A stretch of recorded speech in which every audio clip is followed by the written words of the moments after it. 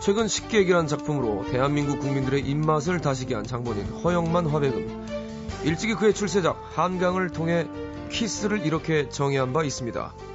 한 번의 키스는 한 번의 혁명이다. 영국이 명예혁명이 민주주의 발전을 앞당겼고 프랑스 혁명이 인권사상을 발전시켰다면 키스가 일으킨 혁명은 아무 생각 없던 이들에게 인생 목표를 세우게 하고 두 사람 안에 보금자리를 만들고 싶은 생각 때문에 주택 청약 저축 가입을 서두르게 만드는데요. 부모님께는 사람 굿이라는 자식이 되게 하고 인류에게는 평화를 안겨주는 진실한 사랑. 이 시간에 야무지게 심층 분석, 집중해보, 탐사 정리해 보겠습니다. 연애와 국제 정치.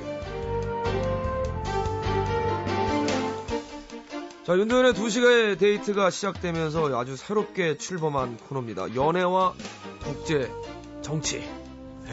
와, 이게 이름이 타이틀이 굉장히 거창하지만 다른 게 아니고 그냥 연애 상담 코너입니다.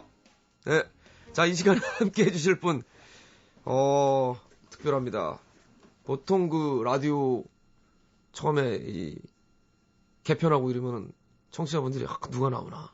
게스트가 연예인이 나오나? 예. 이분은 글쎄요. 지금 외모로 봐서는 오음진리교 교주와 같은 약간 위협적이기도 하면서 저를 처음 보자 하시는 말씀이 잘생겼네? 예. 당황스러웠습니다. 예. 딴지일보 총수 김어준 씨 나오셨습니다. 안녕하십니까? 예, 안녕하세요. 예. 아, 반갑습니다. 네. 어디선가 본 듯한데 서로, 그죠?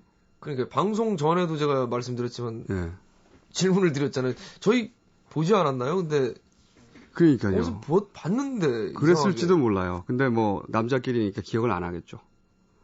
그런가요? 네, 그럴 수도 있을 것 같아요. 그렇죠. 그럴 수도 있죠. 네. 아무래도 여자보다는 남자를 기억하는 데는 지금 네, 별로 딱히 그렇게... 기억하고 싶지 않은. 예. 예. 근데 외모가 워낙 그 독특하셔가지고. 예. 질문인가요? 아니요. 독특하셔가지고, 그러니까 질문이 아닙니다. 네. 안 끝났습니다. 독특하셔가지고, 많은 사람들이 기억을 할 텐데 말입니다. 네. 아, 질문이 아니었네요. 네.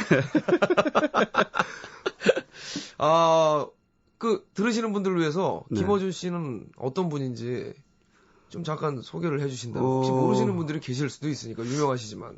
저는 뭐랄까, 지식인이죠. 감사합니다. 네, 고맙습니다. 지식인입니다. 김어준 씨는 지식인입니다. 네, 지식인. 네. 단지일보라고 하는 어떤 민족 정돈을 벌써 예. 12년째 예. 우리나라 최초 인터넷 매체를 예. 간신히 유지하고 있죠, 아직도. 근데 이 딴지일보가 사실은 네. 처음에 등장했을 때 센세이션했습니다, 진짜로. 대단했죠. 네. 네. 본인이 계속. 저희 프로하고 맞는데요, 좀? 맞아요. 무조건 일단은 대책 없이 자신감으로 가는. 네. 맞습니다. 왜 센세이션 했다고 생각하십니까? 딴지일보가 처음에. 글쎄요, 무엇보다도 그 딴지일보를 이끈, 총수라고 부르죠. 예. 네. 딴지일보를 이끈 사람의 어떤 학식이라든가, 예. 지식, 세계관, 예. 또, 패러디 능력, 이 모든 것이. 걱정되는데요, 이 코너? 저기, 죄송한데, 말을 끊어서 죄송합니다. 모든 것이 시대를 앞서갔죠. 네. 이게 걱정이 확 없어져, 갑자기. 아니, 지금 말씀하시는 가운데 국현경 씨가, 깍! 이건 보통 연예인들 앞에 쓰는 말인데, 깍! 웬일 김어준님 너무 좋아해요. 네. 뭐 당연하다는 듯이 그냥 받아들이시네요, 그냥. 네. 그리고 또 있어요. 2311번님이, 와우! 이것도 역시 감탄사로. 김어준 씨 목소리를 이 시간에 듣게 되다니, 언빌리버블. 네, 그럴 수 있어요. 왜냐면요, 제가 사실 네. 이 코너 제목을, 연애와 국제정치라고 예. 한 이유도 사실 거기 있습니다. 왜냐면 제가 방금 말씀드린 대로, 세간에는 지식인으로 알려져 있단 말이죠. 예. 네. 정치, 경제, 사회문화. 네. 각종 현상에 대해서 비평하고. 예. 날카롭게. 그런데. 그래서 딴지를 보잖아요. 그렇죠. 벌건 대낮에 남자 예. 둘이 앉아서 연애 얘기만 한다. 굉장히 품위 유지가 안 됩니다. 지식인으로서. 그래서 국제정치를 뒤에 갖다 위장용으로. 네. 위장용으로. 네, 하루에 한 30초 정도 얘기할까 합니다. 네. 그러면 이 코너를 통해서 김어준 씨의 이미지가 한층 부드러워지겠는데요? 뭐 그럴 수도 있겠죠. 네, 그럴 수도 있겠는데 이 코너로 인해서 뭐랄까요, 도시데이트 품격이 굉장히 높아지지 않겠는가 그런 생각을 합니다. 저희가 굉장히 영광이네요. 윤도현 씨도 묻어갈 수 있는 거죠, 이 코너에. 저기 잠깐 퇴장해 주시면. 아니 한희숙 씨가 저 얼굴 얘기했더니 얼굴이 궁금한데 보이는 라디오 안에서 안타깝네요. 오늘 혹시 가능하시면 사진 한 장 찍고 여기다 지금 홈페이지에다 올려도 될지 괜찮습니까? 물론 괜찮아요. 이게 제가 실물이 굉장히 괜찮거든요, 사실은. 실물로 보면 사람들이 깜짝 놀랍니다. 이거 뭐 어떻게 해야 될지 제가 참 막막합니다, 지금. 근데 사실 제가 봤을 때는 실물이 조금 날씬하시네요. 네. 네, 이게 사진에 나오신 거 보면은 이렇게 좀 이렇게 뭐라지? 우둥퉁하시거든요. 산적 같죠. 네. 사회 부적응 상태. 네, 저희 팀의 기타리스트하고 굉장히 비슷한 헤어스타일과 수염. 그러고 보니까 윤도현 씨가 얼마 전에 방송에서 퇴출됐었잖아요.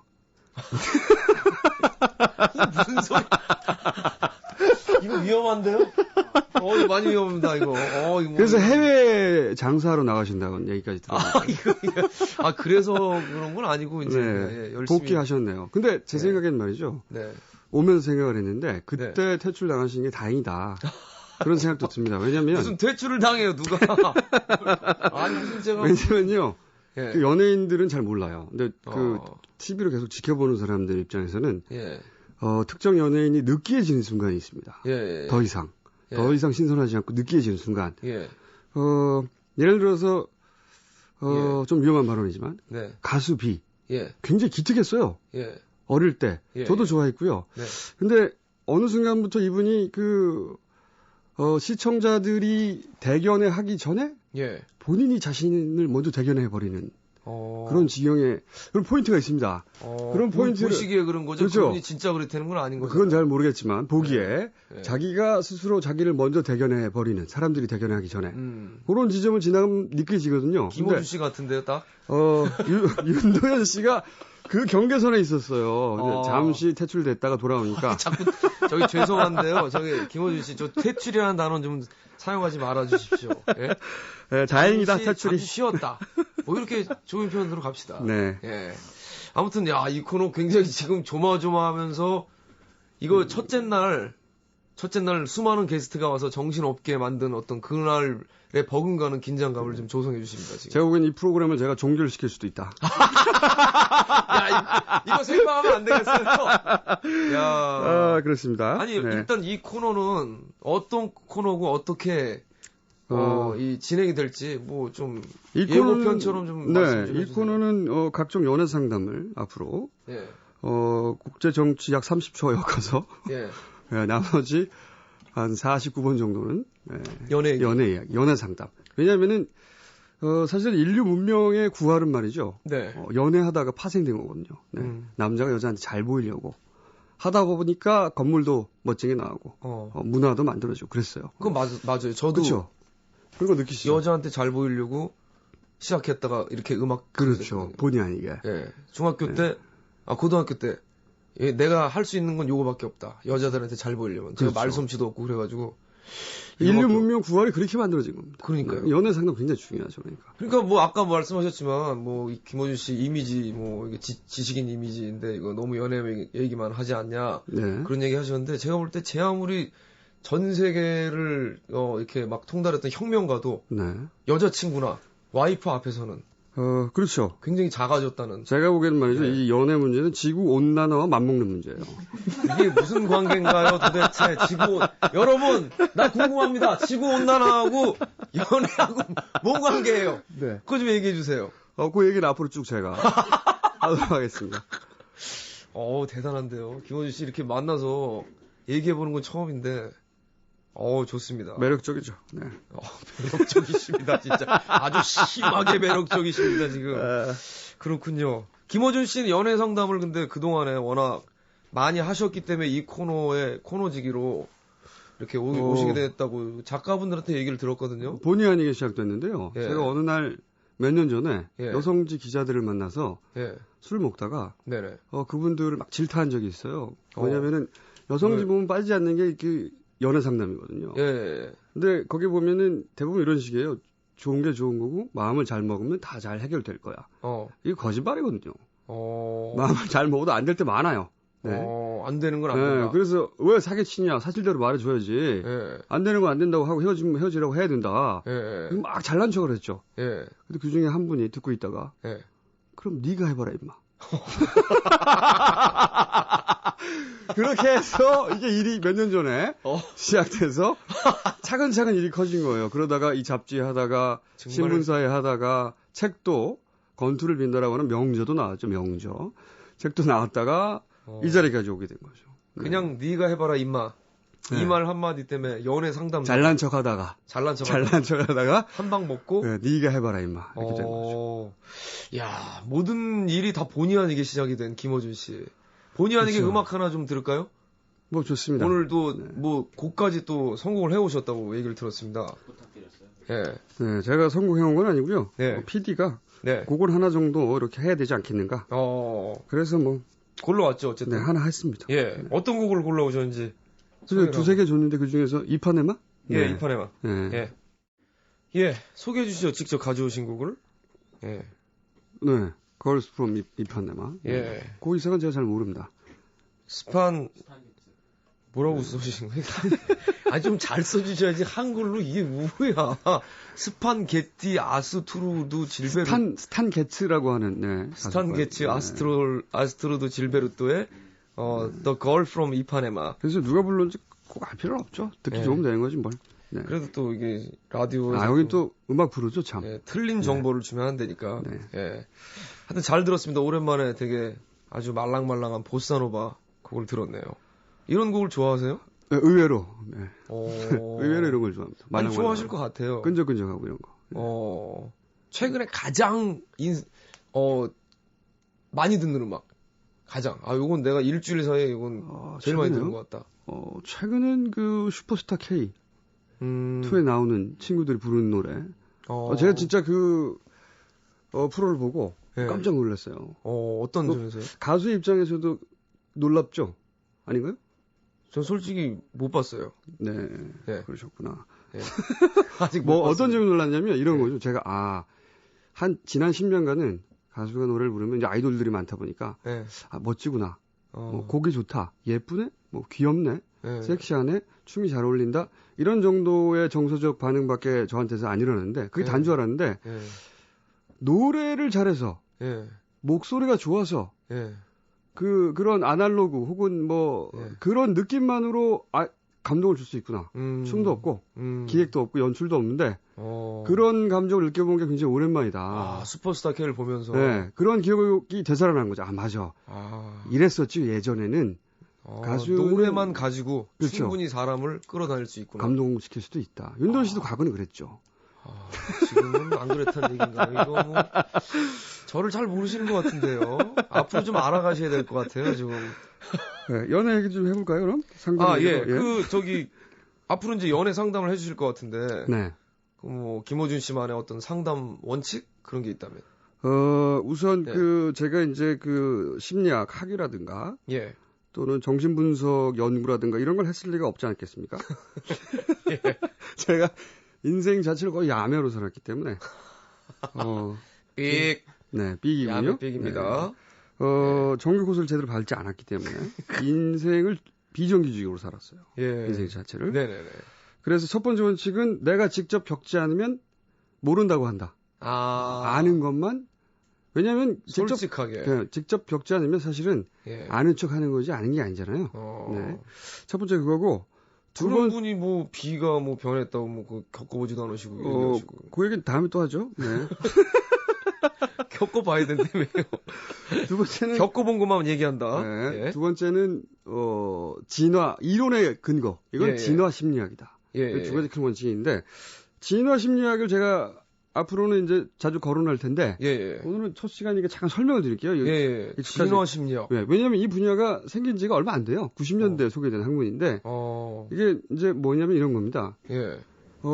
팔다리가 인간에게 진화의 결과다. 예. 인간이 진화의 결과다. 이런 거는 특정 종교인을 제외하고는 다 받아들이는 사실이잖아요. 그렇죠? 진화의 결과다.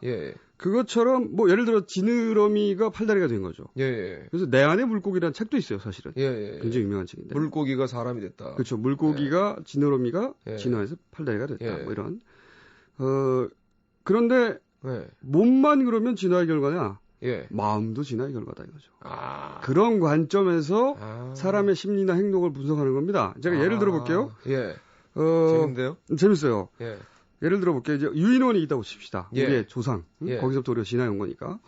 유인원이 이제 길 앞에 섰어요. 길이 두 개가 있는데 하나는 독사가 있을지도 모르는 길인데 지름길이에요. 또 하나의 길은 독사는 없는 게 분명한데 멀리 돌아가야 돼요. 그러면 이제 이 유인원이 둘 중에 하나의 오류를 선택하게 됩니다. 뭐냐면 뱀이 없는데 있는 줄 알고 뺑 돌아가는 경우 하나가 있을 수 있죠. 그렇죠. 또 하나의 오류는 뱀이 거기 있는데 없을 거라고 자기가 생각하고 걸어갈 경우가 있죠. 둘 중에 하나의 오류를 저지르게 돼 있어요. 근데 이 경우에 그러면 각각의 피해가 뭐냐? 뺑 돌아갔습니다. 뱀도 없는데 사실 알고 봤더니 그 경우의 피해는 체력, 시간 낭비죠. 그렇죠? 근데 뱀이 있는데 에이 없을 거야 하고 생각하고 그냥 걸어갔다.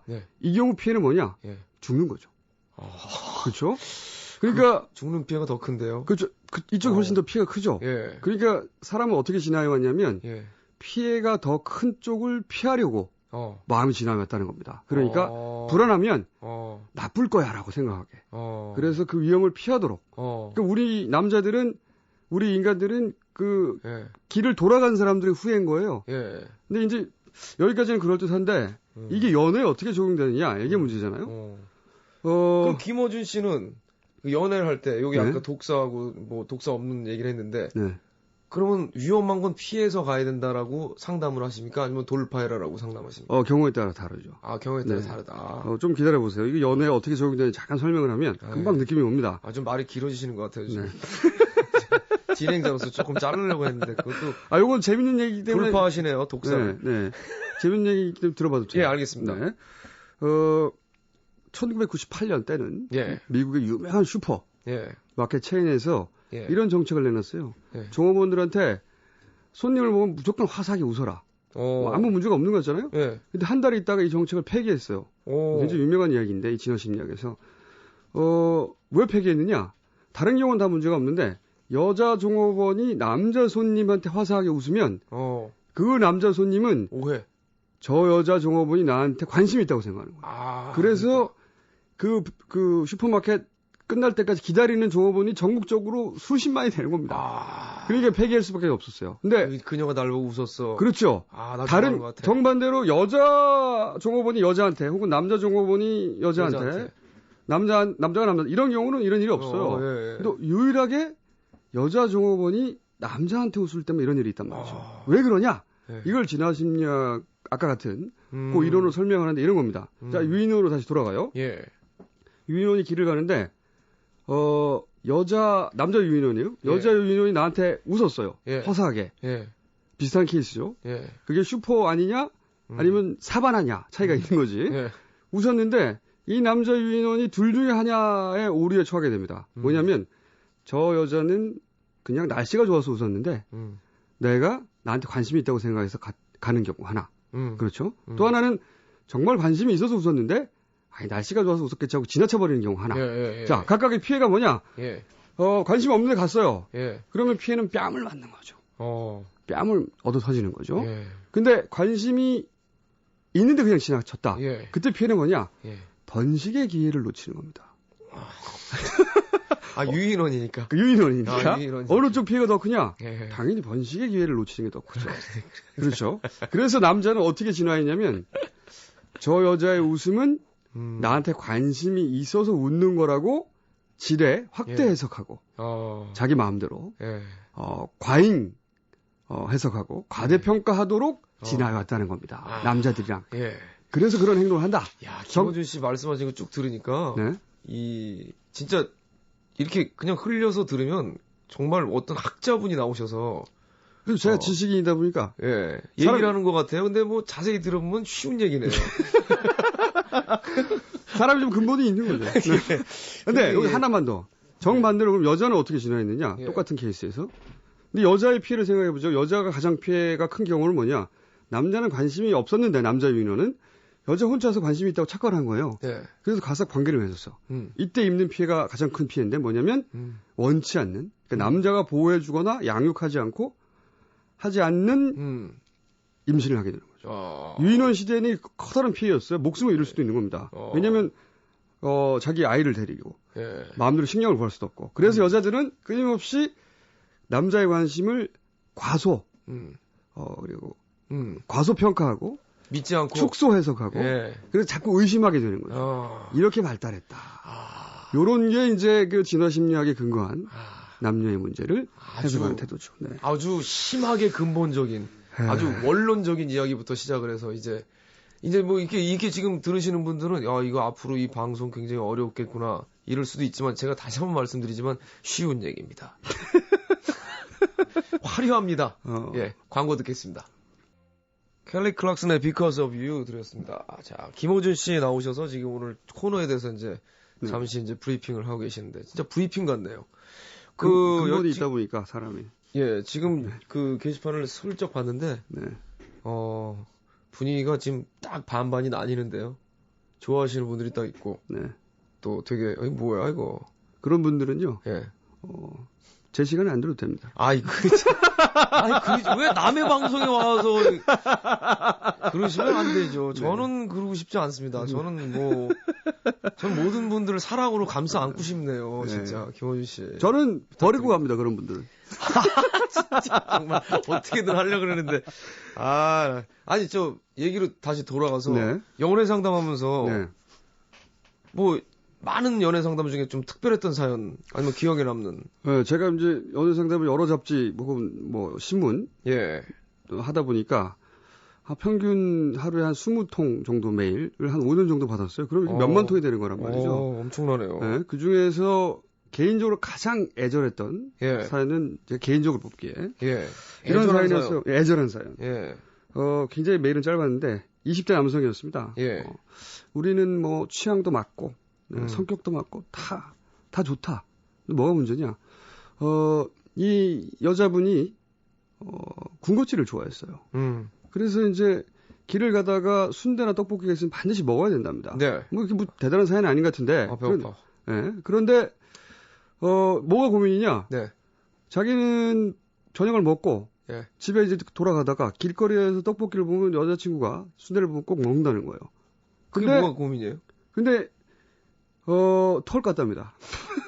토할 것 같다고요? 너무 많이 먹어가지고 저녁을 먹어서 이 배가 찼는데 별거 아닌 것 같아요. 그럼 말해라. 배부르다고 말을 했는데 이 여자분이 아니 우리가 이렇게 힘들게 만났는데 이렇게 일상 중에 소소한 행복 같이 떡볶이도 먹고 순대도 먹고 이런 것도 누릴 수 없느냐 펑펑 울더라는 거예요. 당황스럽죠? 당황스럽네요. 펑펑 우는 거죠. 그러면서 사랑이 부족하다 남자한테 이런 식으로 이제 우는 거죠. 남자 입장에서는 당황스러워. 이거 어떻게 해결했으면 좋겠냐 이런 사연이 정말 왔어요. 야, 순대랑 떡볶이를 안 먹어서 결국에는 사랑이 부족하다. 사랑이 부족하고 이럴 수 있냐 울음까지 더 그렇죠. 사실은 이 사랑이 작았던 게 아니고 그 남자는 위가 작았던 거거든요. 그러네요. 단순히 위가 작았네요. 위가 작았을 뿐인데 그리고 위 큰 남자를 만났어야 되는데 그렇죠. 만나기 전에 CT 촬영을 하고 만나요. 취향도 맞고 성격도 다 맞는데 위 사이즈가 안 맞았던 거예요. 굉장히 애절한 사연인데 이런 경우라면 어떻게 상담하시겠습니까? 윤도현 씨는? 글쎄요, 좀 상담이 안 될 것 같은데 저는 그냥 허허 웃고 끝날 것 같은데. 이분은 굉장히 심각했거든요. 그래서 어쩔 수 없이 먹고 집에 들어가면 막 토할 것 같고, 괴롭고 이런 생활을 반복하다 보니까 만나기도 싫은 지경에 이른다. 저 같으면 도망가라. 튀어. 뭐 그럴 수도 있죠. 근데 나머지 다 좋단 말이죠. 그래서 제가 했던 것은 둘 중에 하나다. 선택은 여자분에게 위 절제술을 권할 수도 있다. 첫 번째. 와, 터무니없는 상담 아닌가요? 두 번째로 그것을 여성이 거부할 경우에는 본인이 위를 확장시킬 수도 있다. 위는 이게 상당히 다행히도 신축성이 좋은 기관입니다. 그래서 자꾸 먹다 보면 늘어나요. 그 이후로 그분들이 어떻게 됐는지는 잘 모르겠어요. 제가 AS는 안 하기 때문에. 네. 야, 이런 상담은 네. 저는 처음 들어봅니다. 근데 사실은 이게 별거 아닌 것 같은데, 이렇게 남들이 보기에는 대단히 사소한 것도 심각하게 고민하는, 사랑이 대단히 주관적이라는 얘기죠. 그런 사연들 굉장히 많고요, 의외로. 사실, 저도 공감 가는 건 그겁니다. 사소한 일이지만 둘만의 그렇죠. 사이에서는 굉장히 심각한 거. 그건 그렇죠. 저도 공감이 가는데. 남들은 이해 못하는 거죠. 근데 상담은, 제가 볼 때는 위절제수를 해라. 요거는 제가 볼 때는 배보다 배꼽이 더 큰. 제가 그때 그 가격도 알려준 것 같아요. 보험이 된다, 안 된다부터 시작해가지고. 일반 상식을 알려주셨네, 그냥. 네네. 그리고 또, 애절한 사연 말고 또, 가장 많은, 그러니까 20대 중반에서 30대 중반의 여성, 한 절반 정도는 이런 사연이에요. 똑같은 사연인데, 지난 몇 년간. 뭐냐면 이런 겁니다. 결혼하려고 하는데, 사랑이냐 조건이냐. 보통 이런 식이죠. 매일 이렇게 시작됩니다. 오랫동안 만난 남자가 있었어요. 성격도 맞고 다 좋아요. 근데 새로운 남자를 선을 받건 미팅을 했건 사람 만났어요. 그 남자는 성격은 아직 잘 모르겠으나 조건이 좋다. 직장도 미래도 보이고. 그러니까 결론은 이겁니다. 바뀌는 거라고는 그 남자들의 직업밖에 없어요. 바뀌는 건. 가장 많은 사연이에요. 그게? 네, 가장 많은 사연이 이겁니다. 이야. 그런데 결국 그래서 내가 사랑이냐 조건이냐 이렇게 물어봐요. 이게 얼핏 들으면 이게 고민거리가 되고 거의 철학적인 질문 같거든요. 결혼하는데 사랑이냐 조건이냐. 친구들이 얘기하는데 결혼은 현실이랍니다. 또 어떤 친구들은 아니야 역시 사랑이어야 해. 고민을 안 할 수가 없겠죠. 네, 근데 이 질문은 사실 좀만 생각해보면 바보 같은 질문이에요. 왜 바보 같은 질문이냐면 어떤 사람은 말이죠. 사랑이 좀 없어도 모피에 그리고 외제차에 넓은 평수의 아파트에 명품 가방을 들고 다니면 행복할 수 있어요. 그런 사람도 사실은 있어요. 그것만으로도 사랑이 없어도 난 그거면 돼. 사랑이 좀 부족하더라도 그걸로 되는 사람이 있습니다, 사실은. 그리고 어떤 사람은 사랑이 부족하면 재벌한테 실까도 이혼하는 사람도 있어요. 그러니까 사실은 그 사람이 어떤 사람이냐에 달린 거예요. 사랑이냐 조건이냐가 아니라 나는 자기한테 질문을 해야겠군요. 그렇죠. 나는 어디까지는 감당할 수 있어. 결혼 내 사랑하는 사람을 위해서라면 어디서부터는 안 돼. 그러니까 자기가 어떤 사람이냐. 이 질문을 조금 더 바꾸면 나는 언제 행복하고 나는 언제 행복하지 않은가. 나는 결혼을 위해서 어디까지 감당할 수 있고 어디서부터는 안 되나. 그러니까 이 질문 이렇게 바꿔야 되는 거군요. 그러니까 이 질문을 번역하면 이런 식인 겁니다. 내가 언제 행복할지를 당신이 대신 말해주세요. 이렇게 말하면 바보 같은 질문 아닙니까? 자기 자신만이 아는 거죠. 그렇죠. 그걸 누가 알아? 이런 질문에 대해서는 그걸 내가 어떻게 알아? 그럼 상담은 내가 어떻게 알아? 이건가요? 그러니까 어떻게 해야 될지는 우선 내가 그걸 어떻게 하라고 답을 하고요. 근데 내가 어떻게 해야 될지 모르겠지만 당신이 이걸 왜 모르는지는 답해 줄 수가 있다. 당신이 왜 그걸 모르냐? 내가 언제 행복한지를 생각한 게 아니고 남들은 어떻게 하냐만 관심이 있어서 그런 거다. 근데 여자분들 이렇게 보면은 저는 몰랐어요. 저는 솔직히 굉장히 순진하거든요, 생각보다. 그렇다고 해주세요. 빨리 대답 좀 해주세요.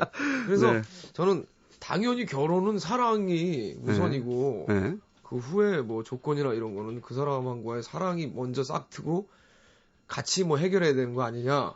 전 그렇게 생각했는데 여자분들은 의외로 내가 결혼을 하면 계속 고생만 할 수도 있을 텐데 저 사람한테 결혼 못할 것 같은데 라는 생각을 실제로 한다는 거를 저도 다른 사람들을 통해서 그렇게 알게 됐습니다. 아까 진화 심리학 관점에서 보자면 여자들이 가장 두려워하는 건 버림받을지 모른다는 공포예요. 버림받을지 모른다. 유기 공포. 그러니까 나는 사랑도 주고 몸도 주고 내 정신도 주고 다 줬는데 저 남자가 나를 임신시킨 채 가버릴지 모른다. 유인원 시절부터 추측된 진화된 공포. 그러면 여자들 입장에서는 남자를 볼 때 믿음이 가장 중요하겠네요. 그렇죠. 나를 저 남자가 버리지 않고 안정적으로 나를 서포트할 것. 평생을. 결국은 그 관점에서 보게 되기 때문에 조건을 따지게 되고 혹은 그게 사랑인지 아닌지 따지게 되고 의심하게 되고 확인하고 싶고 하게 되는 거죠. 그럼 오늘 저 라디오를 들으신 남자분들은 혹시 앞으로 지금 뭐 주변에 이렇게 사랑이 싹트는 여자분이 있다면 오늘 이 시간 이후로는 가장 중심에 믿음이란 걸 놓고 그리고 그 여자와 교제를 하면 좋을 것 같은데요. 굉장히 상투적인 결론이네요. 네. 상투적인 게 사랑 아닙니까, 사실? 가장 유치하면서도 상투적인 게 저는 그럼 사랑이라고. 만약에 거꾸로 네. 남자의 공포를 먹을 것 같으십니까? 여자가 버림받을지 모른다는 공포다. 남자의 공포요? 네. 연애할 때 가장 큰 공포. 남자한테 가장 큰 공포는 뭐냐면 네. 거절당할지도 모른다. 거절당할지도 모른다. 그 여자에게.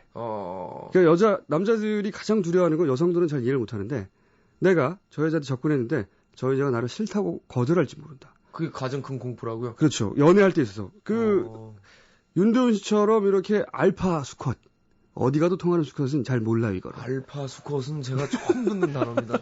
신조어네요. 네. 알파 수컷. 어디 가서도 통하는 정도의 이 수컷들은 이걸 잘 몰라요. 근데 대다수의 남성들은 네. 거절당하는 걸 어떻게 받아야 되냐면 그냥 뭐 거절할 수도 있잖아요. 이렇게 받아들이는 게 아니고 내가 남성으로서의 존재 가치가 없다.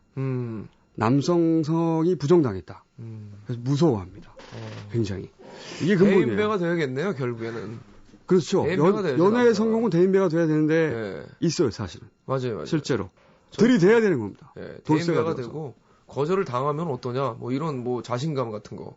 그런 좀 있어야겠네요. 그렇죠. 사실 남성 사회에서 육아, 네. 돈으로 사는 거. 이게 없어지지 않는 이유가 그거예요. 거절당하는 게 무서워서 사실은 여자를 사는 게 아니고 승낙을 사는 겁니다. 돈 주면 거절 안 할 테니까.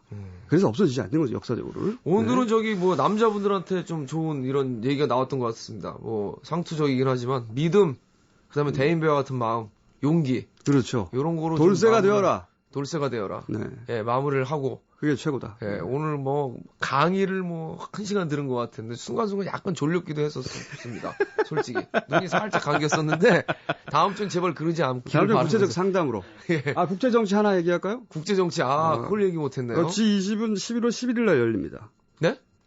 G20. 예. 11월 11일 날 개최된다. 11월 11일 날. 네. 예. 그 정도로. 알겠습니다. G20은 11월 11일. 국제 정치까지 오늘 아주 활발하게 넓은 영역에 대해서 이야기를 해봤습니다. 지금까지 김어준 씨였습니다. 감사합니다. 네, 감사합니다.